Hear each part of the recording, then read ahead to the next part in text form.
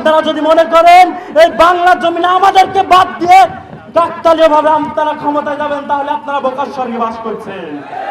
আমরা এই আন্দোলন প্রতিষ্ঠিত করেছি আগামীতে জামাত ইসলামের মাধ্যমে দুর্নীতি মুক্ত, সুদ মুক্ত, রাহাজানি মুক্ত একটি রাষ্ট্র গঠনের জন্য সবাইকে ঐক্যবদ্ধভাবে সামনে আসতে হবে।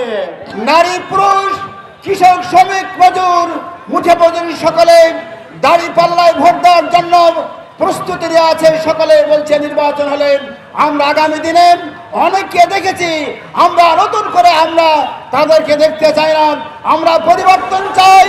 আগামী নির্বাচনে বাংলাদেশ জামাত ইসলামীকে দাড়ি পাল্লায় ভোট দিয়ে আমরা একটি ইসলামী রাষ্ট্র গঠন করতে চাই।